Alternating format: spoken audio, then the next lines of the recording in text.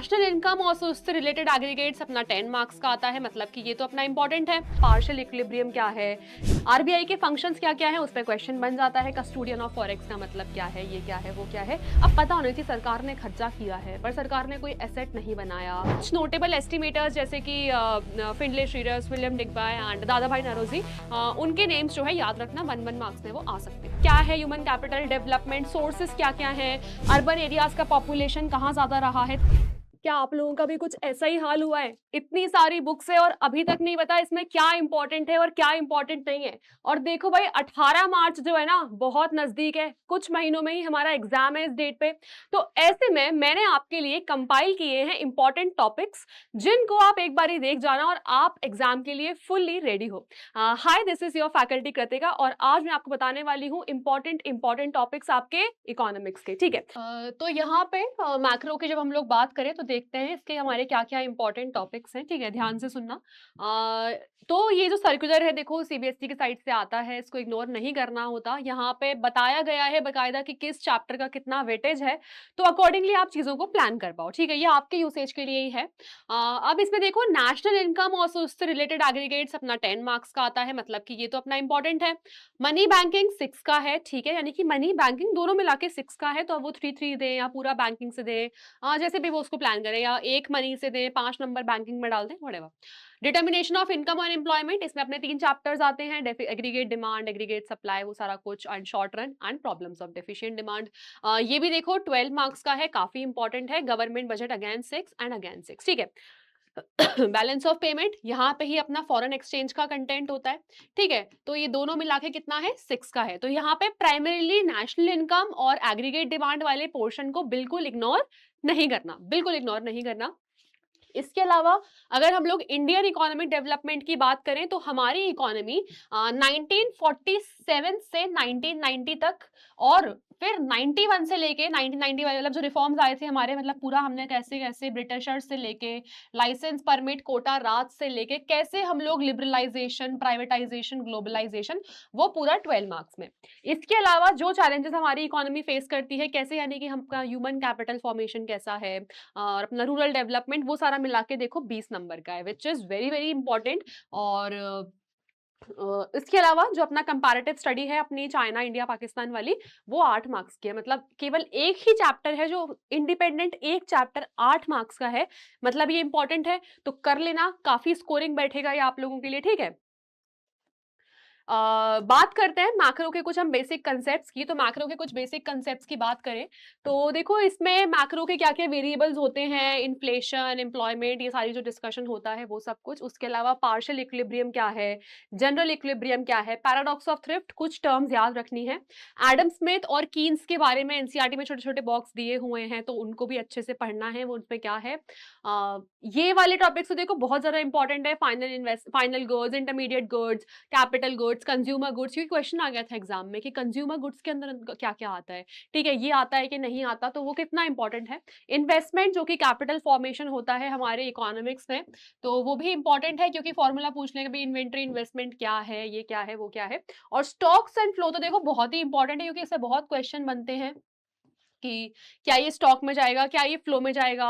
और अगर रही बात अपने, फॉर एग्जांपल मान लो ऐसा क्वेश्चन कोई भी आ सकता है आपके पास कि स्टॉक्स एंड फ्लोज के अलावा कि असर्शन रीजन में डाल दे कि ये चीज स्टॉक होती है, ये चीज फ्लो होती है, तो बहुत सारी पॉसिबिलिटीज है। इसके बाद जो नेशनल इनकम की अपनी यूनिट है, काफी सारा वेटेज है। कन्वर्जन्स अच्छे से आने चाहिए। कैसे कन्वर्जन्स, डेप्रिसिएशन को ग्रॉस से net, NFIA which is FIFA minus पीटा, उसे कैसे यूज करना है, नेशनल इनकम, डोमेस्टिक इनकम, और आपका net indirect taxes which is indirect taxes minus subsidies. Nominal real GDP, इससे रिलेटेड क्वेश्चंस तो देखो मैंने उतने नहीं टकरा है, बट क्वेश्चंस नहीं टकरा है इसका मतलब ही नहीं हम टॉपिक इग्नोर कर दें। टॉपिक के फॉर्मूलाज हैं, एक फॉर्मूला, कोई भी एक फॉर्मूला देख के जाना, बहुत इजी है। इसमें से कौन सा करंट ईयर की प्राइस का है, कौन सा बेस ईयर की प्राइस का है, इस पे 1 मार्क पे बन सकते हैं। ओके, इसके अलावा तीनों method, value added method, income method, value added method में value of output minus IC बहुत पूछा गया है। इनकम मेथड में फैक्टर इनकम क्या है, फैक्टर इनकम के टाइप्स क्या क्या है, कॉम्पेंसेशन ऑफ ऑफ एम्प्लॉय में क्या क्या आता है वो भी इंपॉर्टेंट है। एक्सपेंडिचर मेथड अगेन इंपॉर्टेंट, ऊपर के दो मेथड थोड़े ज्यादा इंपॉर्टेंट है। न्यूमेरिकल्स और प्रिकॉशंस का तो बिल्कुल भी मजाक में लेके नहीं चलना, काफी स्कोरिंग है और इजी है। मनी बैंकिंग की बात करें तो मनी के चार फंक्शंस क्या हैं वो इतना इंपॉर्टेंट है कि पिछले सालों में क्वेश्चन देखा गया है कि कोई एक लड़का है, उसका नाम इरफान है, उसने अपने पैसों को कुछ यूं इस्तेमाल किया, तो ऐसे में जब उसने अपने पैसे को ऐसे इस्तेमाल किया तो ये पैसे का कौन सा मेजर हो गया, मनी का कौन सा मेजर है ये, तो क्या ये डेफर्ड पेमेंट है, क्या ये स्टोर ऑफ वैल्यू है, क्या ये मीडियम ऑफ एक्सचेंज है, तो आराम से इजीली स्कोर किया जा सकता है। मनी सप्लाई क्या है, ये स्टॉक कंसेप्ट क्यों है, सप्लायर्स कौन कौन होते हैं मनी के चार फॉर्म क्या हैं, फिएट, फिड्यूशरी, कमोडिटी वैल्यू, सारी वैल्यूज। इसके अलावा मनी के जो सप्लायर्स हैं उसमें हमारे पास गवर्नमेंट है, गवर्नमेंट सरकार पैसा सप्लाई करती है, आरबीआई सप्लाई करता है, बनाता भी है। कमर्शियल बैंक का क्या रोल है वो इंपॉर्टेंट है। Process of money creation bye commercial bank आराम से 3-4 मार्क्स में बिल्कुल फंस सकता है कि क्या प्रोसेस होती है, कैसे सिंगल बैंकिंग सिस्टम है, आरबीआई के फंक्शंस क्या क्या है उस पर क्वेश्चन बन जाता है। कस्टोडियन ऑफ फॉरेक्स का मतलब क्या है, ये क्या है, वो क्या है। और मॉनेटरी पॉलिसी, तो मॉनेटरी पॉलिसी क्या है, अपनी repo rate, bank rate, open market operation कैसे यूज हो रहे हैं, तो मॉनेटरी पॉलिसी में ये तीन चीजें थोड़ी ज्यादा इंपॉर्टेंट है। ठीक है, ये तीन चीजें जो है थोड़ी ज्यादा इंपॉर्टेंट है। मूविंग फर्दर, इनकम और एम्प्लॉयमेंट की थ्योरी, तो ये अगेन अपने आप में 12 मार्क्स यहाँ से बन रहे हैं और यहाँ पे कीन्स का बहुत सारा योगदान है। कीन्स ने टाइम टाइम पे रिमाइंड करवाया है कि हमारी इकोनॉमी में बहुत क्षमता होती है, कभी ऐसा भी हो सकता है कि सप्लाई बहुत हो गया इकोनॉमी में, तब आप क्या करोगे।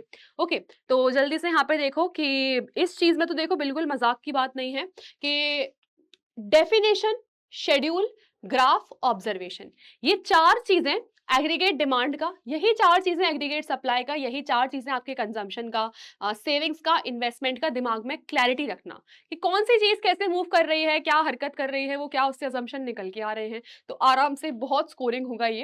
एंड 12th के बाद भी जब आप इस कंसेप्ट को यूज करोगे तो बहुत काम आएगा। ब्रेक इवन पॉइंट क्या होता है, एक्जांटे का मतलब प्लान्ड होता है, क्योंकि बहुत क्वेश्चन बन जाते हैं कि एक्जांटे सेविंग, एक्जांटे ये बताओ आप क्या करोगे इसमें। ठीक है, तो बेसिक टर्म्स क्लियर होने चाहिए। उसके अलावा शॉर्ट रन की बात करें तो शॉर्ट रन से बहुत सवाल बनते हैं इक्विलिब्रियम रिस्टोर करने का, कि भाई कभी आपकी सेविंग्स ऊपर चढ़ गई, कभी आपका इन्वेस्टमेंट ऊपर चढ़ गया, तो ऐसे में आप क्या करोगे, उसको बराबर लाने पे आप क्या करोगे, तो वो आपकी क्लैरिटी होनी चाहिए। In the next case investment multiplier, mind you यहाँ पे स्टार मैंने क्रिसमस का नहीं बनाया है, कुछ पर्पज से बनाया है। इन्वेस्टमेंट मल्टीप्लायर से इतने भर भर के न्यूमेरिकल्स पूछे गए हैं, इतने ज्यादा न्यूमेरिकल्स पूछे गए हैं कि ये बहुत इंपॉर्टेंट है इन्वेस्टमेंट मल्टीप्लायर का टॉपिक, एंड इसको कंपाइल करके पूछा गया है। ठीक है, तो काफी इंपॉर्टेंट है। इसके अलावा जो अपना प्रॉब्लम ऑफ डेफिशिएंट डिमांड है, तो इक्विलिब्रियम के दोनों टाइप, फुल एम्प्लॉयमेंट पे इक्विलिब्रियम कैसा है, अंडर एम्प्लॉयमेंट पे इक्विलिब्रियम कैसा है। उसके अलावा वॉलंटरी इनवॉलंटरी क्या है, इन्फ्लेशनरी डिफ्लेशनरी गैप क्या है। यहाँ पे एक बार को आपको ये लग रहा है कि मैम प्रॉब्लम्स जो मतलब इसको ठीक करने के जो मेजर्स हैं वो बहुत हेक्टिक हो जाते हैं, छोड़ना है तो छोड़ दो, मैं रेकमेंड नहीं करूंगी, क्योंकि वो अगेन बहुत ईजी है। अगर एक समझ लिया तो बाकी बहुत इजी होंगे इंटरप्रेट करने, बट अगर ब्रेन पे लोड लग रहा है तो उसको अभी के लिए छोड़ दो, लास्ट में देख लेना। ठीक है, बट मैं तो यही सजेस्ट करूंगी कि पहले नेशनल इनकम और इनकम एम्प्लॉयमेंट इनको एकदम परफेक्टली कर लो।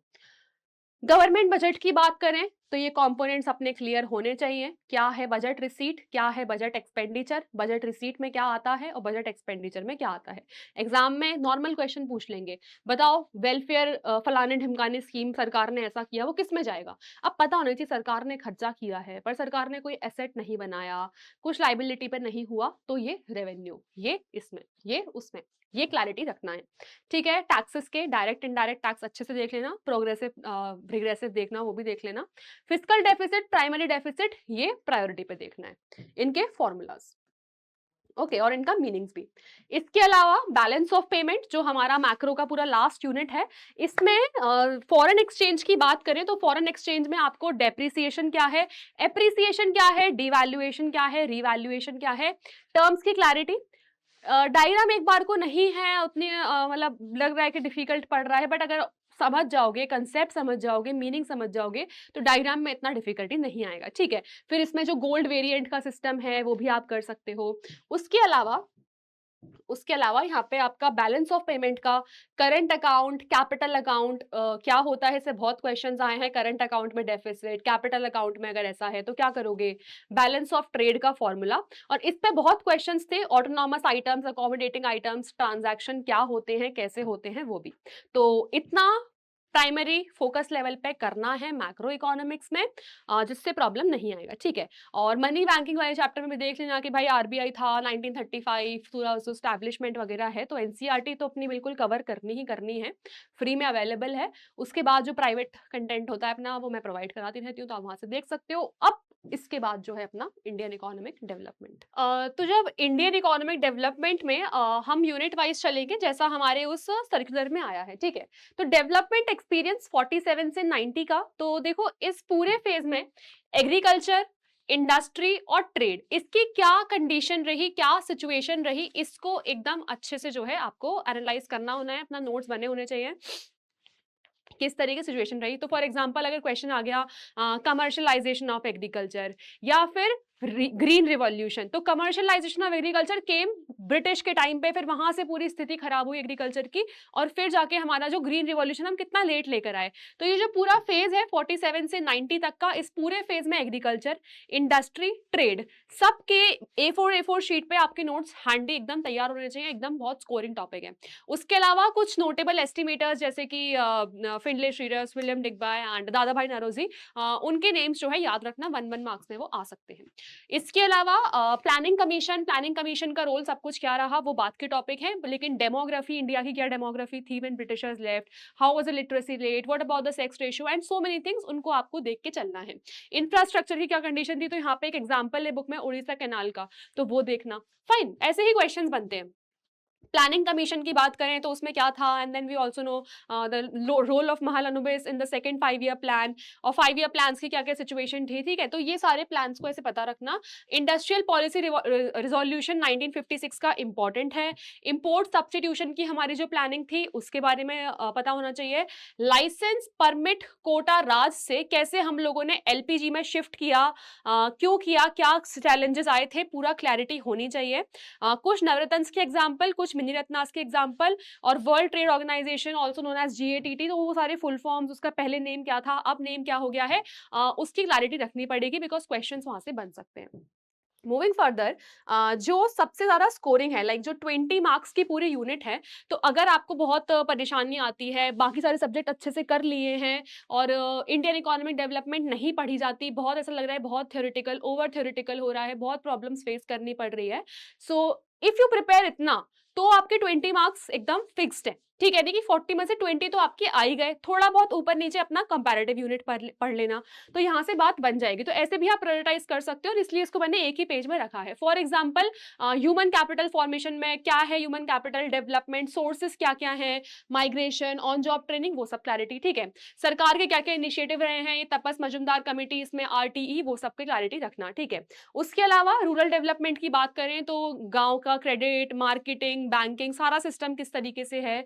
उसके अलावा क्या क्या ऑल्टरनेटिव चीजें गांव के लोग कर सकते हैं खेती बाड़ी के अलावा, कि वो पशुपालन कर सकते हैं, वो फार्म्स रख सकते हैं फॉर एग एंड एवरीथिंग, वो सब चीजें भी वो लोग कर सकते हैं, ठीक है। इसके अलावा फिशरीज, बहुत सारी चीजें उनके पास हैं, छोटी छोटी इंडस्ट्रीज अपने घरों में वो खोल सकते हैं। ऑर्गेनिक फार्मिंग का भी अच्छे से केस याद रखना, ऑर्गेनिक फार्मिंग कन्वेंशनल और जो हम फार्मिंग करते आए हैं उससे कैसे अलग है। वर्कर पॉपुलेशन रेशियो का एक फॉर्मूला है जो कि हमारा एम्प्लॉयमेंट चैप्टर का पार्ट है, वो अच्छे से कर लेना, ठीक है। कैजुअलाइजेशन क्या है, इनफॉर्मलाइजेशन क्या है, टर्म्स की क्लैरिटी रखना विथ एग्जांपल्स, क्योंकि इस पे शॉर्ट नोट आ सकते हैं। इसके अलावा क्या हमारा अनएम्प्लॉयमेंट और हमारी गवर्नमेंट स्कीम्स उसके रिलेटेड क्या है, मतलब कि बेरोजगारी है तो गवर्नमेंट ने उसके लिए क्या क्या स्कीम्स निकाली है, ठीक है। फाइनली एनवायरमेंट वाली यूनिट में ग्लोबल वार्मिंग क्या है, ओजोन क्या है, सस्टेनेबिलिटी की स्ट्रैटेजीज क्या रही थी, और यहाँ से चिपको आंदोलन, अपेको आंदोलन, उसके बारे में भी थोड़ा थोड़ा पढ़ लेना कि वो कहाँ कौन सा आंदोलन हुआ था, आया था। And lastly with that comparative development की हम लोग अगर बात करें तो इन कंपैरेटिव डेवलपमेंट जो है अपने पास we had the study of China, Pakistan and India. ठीक है, इंडिया तो हम पूरी बुक में पढ़ते ही हुए आए हैं। चाइना, पाकिस्तान का थोड़ा थोड़ा केस हमने इस बुक में लास्ट में पढ़ा है। तो चाइना का पूरा स्ट्रैटेजी दिमाग में रखना कि चाइना ने कहाँ से स्टार्ट किया था, और पहले ग्रेट लीप फॉरवर्ड, फिर कम्यून सिस्टम उसके और पहले, फिर माओ जेडोंग के टाइम पे कैसा कैसे सिचुएशंस थी इकोनॉमी की। इसके अलावा फिर उन्होंने जब अपने आप को एक्चुअली उतारा मार्केट में, तो वो लोग पहले से काफी मजबूत हो गए थे। तो चाइना का केस कैसे डिफरेंट है। हाँ, फिर इनकी not to forget their one child policy also. ठीक है, वन चाइल्ड पॉलिसी, और इससे इनके लिए क्या नुकसान है, क्या साबित हुआ, क्या हुआ प्रॉब्लम्स, तो वो सारी भी रखना कि अब उनके पास बहुत ज्यादा पॉपुलेशन ऐसी है जो ओल्ड एज की है, न्यू वंस उनके यहाँ काफी प्रॉब्लम आ रही है। ठीक है, उसके अलावा पाकिस्तान के केस में कि वो भी मिक्स्ड इकोनॉमी थे, बट वहां पे मिलिट्री डोमिनेशन की वजह से बहुत प्रॉब्लम्स आती हैं। पाकिस्तान के बहुत लोग माइग्रेट किए, they went to basically Middle East. ठीक है, वो लोग मिडिल ईस्ट ज़्यादा जाते हैं, Oman, Qatar, UAE, Abu Dhabi, ये सब कुछ। और वहाँ जाके जब वो काम करते हैं तो वो अपने पाकिस्तान को बहुत रेमिटेंसेस, यानी अपने घरों में जब वो पैसा भेजते हैं, तो वहाँ से हमेशा बहुत मदद मिली है पाकिस्तान को फाइनेंशियली। इसके अलावा US has also been helping quite a lot. तो ये सारी चीज़ों को एक बार याद रखना। ठीक है, और सबसे सबसे इंपॉर्टेंट यहाँ पे जो है ना वो ये है, डेवलपमेंट के जो इंडिकेटर्स हैं, डेवलपमेंट के जो इंडिकेटर्स हैं वो काफ़ी इंपॉर्टेंट है। तो सैनिटेशन कहाँ पे कैसा रहा है, ड्रिंकिंग वाटर, ये वो, अर्बन एरियाज का पॉपुलेशन कहाँ ज्यादा रहा है तीनों में से। ठीक है, mortality rate, infant mortality rate कैसे रही है ना, बच्चे पैदा होते ही कितना जीवन जी पा रहे हैं। वहाँ का सेक्स रेशियो कौन सी किस कंट्री का कैसे रहा है, तो पता है हमको कि फीमेल्स के लिए सब जगह नेगेटिव में ही रहा है। और एक सबसे इंपॉर्टेंट चीज इस चैप्टर की कि एक काफी इंपॉर्टेंट क्रिटिक दिया जाता है। क्रिटिक मतलब जैसे अगर आपने कुछ भी पढ़ा, फॉर एग्जाम्पल आपने मेरा ही ये सब सुना होगा, आपने कुछ कमी ढूंढने की कोशिश करी होगी कि मैम बाकी सब तो ठीक है लेकिन थोड़ा आपने यहाँ पे गड़बड़ किया। तो ऐसे क्रिटिक वाले जो क्रिटिकल लेंस होता है, क्रिटिकल लेंस रखना, यानी कि हमेशा नेगेटिव नहीं खोजना, बट हाँ आप इसमें ये करते तो और बेहतर होता। पॉजिटिवली थोड़ा क्रिटिसिज्म, तो पॉजिटिवली कंस्ट्रक्टिवली क्रिटिसाइजिंग की अगर बात है तो लिबर्टी इंडिकेटर का बहुत ज्यादा जिक्र आया है कि कैसे जो है जब हम कंपेयर करते हैं China and India and Pakistan, और हम ये देखते हैं कि how China is performing very well in the economic front, हमें लिबर्टी इंडिकेटर मतलब कि कहाँ पे सरकार में किसने कितनी लोगों पे पास कितनी आजादी है, अगर हम उस लेंस पे कंपेयर करें तब कौन सा जो देश है बेटर कर रहा होगा। ठीक है, तो ऐसी जो चीज है लिबर्टी इंडिकेटर, एक क्रिटिक दिया जाता है कि हमें लिबर्टी इंडिकेटर को जो है ऐड करना चाहिए हमारे डेवलपमेंट इंडिकेटर में, तो उससे हमारा कंपैरेटिव स्टडी जो है काफी ज्यादा ऊपर नीचे और काफी ज्यादा जो है चेंजेस लेके आ सकती है। ठीक है, सो विद दिस देखो यही सारे इंपॉर्टेंट टॉपिक हैं और चीजें हैं जो आपने करनी है। इसी के साथ साथ thank you so much for watching this, और जितना मैंने आप लोगों को बताया है, ठीक है, जितना आप लोगों को बताया है आप उसको अगर फॉलो करेंगे तो फायदा आपका ही है। ठीक है, आप ही का फायदा है। अच्छा अच्छा एग्जाम में स्कोर करके लाओ, अच्छा अच्छा सुनना है भाई रिजल्ट वाले दिन हमको। ठीक है, with that take care of your self, और ये सारे टॉपिक्स जो हैं अच्छे से वीडियो को चाहो तो एक बार और देख लेना, स्क्रीनशॉट्स लेके रख लेना, क्योंकि मैंने काफ़ी माइंड मैप ग्राफ टाइप बनाया है कि आप लोग लास्ट में ये स्क्रीनशॉट यूज़ करने हो। तो बेयरली कुछ ही हमारे पास यहाँ पे स्क्रीनशॉट है, 10-11 स्क्रीनशॉट्स होंगे मुश्किल से, उसको यूज़ कर लेना। ठीक है, और अकॉर्डिंगली अपने जो बैटल है, यानी कि अपनी ये जो जंग है जो आपकी है 18 मार्च को, उसको अकॉर्डिंगली प्रायोरिटाइज करो कि यार कौन सा टॉपिक मुझे कब देखना है, इंपॉर्टेंट है, कौन सी यूनिट मेरी स्ट्रॉन्ग है तो मैं उसे और स्ट्रॉन्ग करूँ। ठीक है, ऑल ऑफ दैट फैक्टर्स। इसी के साथ साथ बाय बाय, आई होप आप लोगों को ये कंटेंट काफी यूजफुल लगेगा, एंड टेक केयर, और एग्जाम के लिए बहुत बहुत बहुत सारा all the best and bye bye.